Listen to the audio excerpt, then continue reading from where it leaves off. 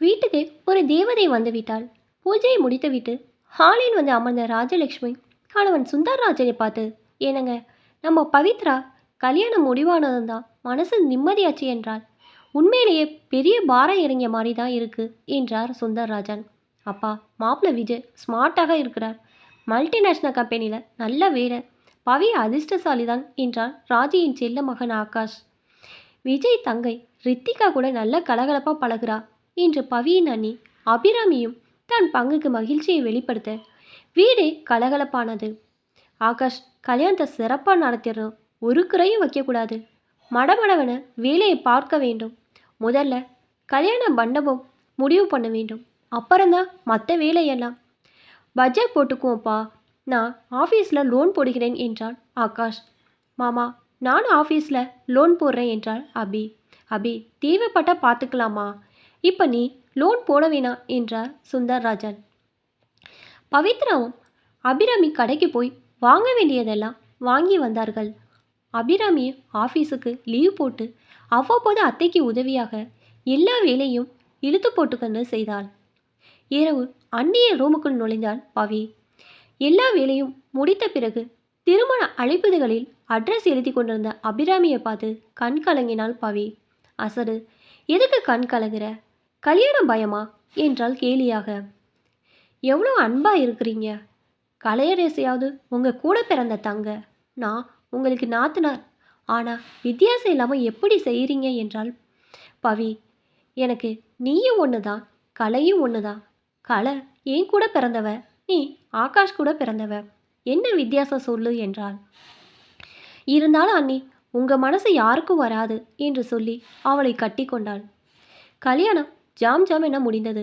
மறுநாள் மறுவீடு. மாப்பிள்ளை வீட்டுக்கு எல்லாரும் கிளம்பினார். மணமக்களை விஜயின் தங்கை ரித்திகா ஆர்த்தி எடுத்து வரவேற்றார். அண்ணா, ஆரத்தி தட்டில் பெரிய நோட்டை தான் போடணும் என்றால் கேலியாக.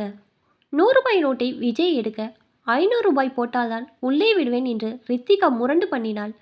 என் அன்பு தங்கச்சிக்கு 2000 ரூபாய் நோட்டு என்று 2000 ரூபாய் நோட்டை போட சூழ்நிலை கலகலப்பாக மாறிப்போனது. பவியை உள்ளே அழைத்து விஜயின் அம்மா விளக்கேற்ற சொன்னார்.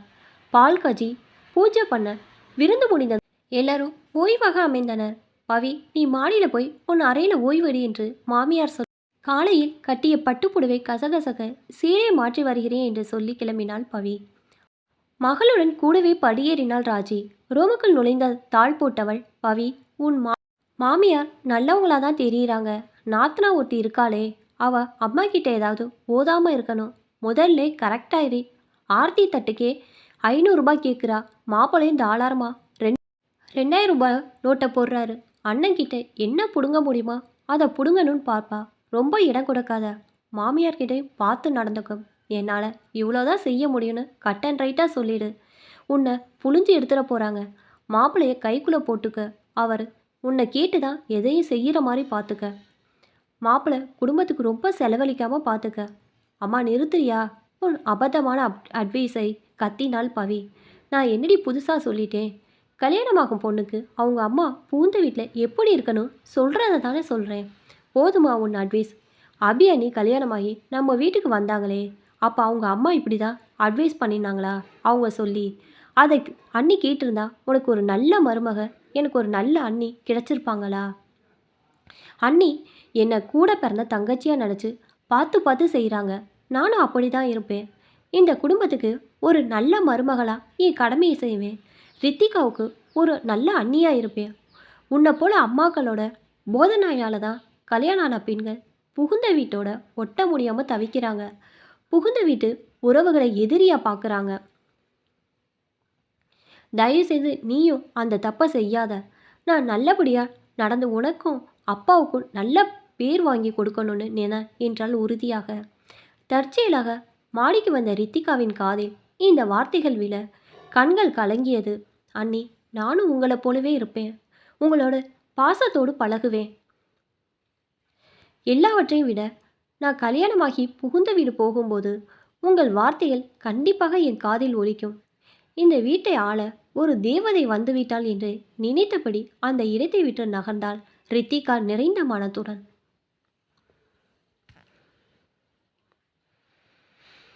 இப்போ தான் என்னோட சேனல் ஃபஸ்ட் டைம் பார்க்குறீங்கன்னா சப்ஸ்கிரைப் பண்ணிக்கோங்க. பக்கத்தில் இருக்க பெல் ஐக்கானை ப்ரெஸ் பண்ணிக்கோங்க. அப்போ தான் நான் ஒவ்வொரு தடவை வீடியோ போடும்போதும் உங்களுக்கு நோட்டிஃபிகேஷனில் வரும். தேங்க்ஸ் ஃபார் வாட்சிங்.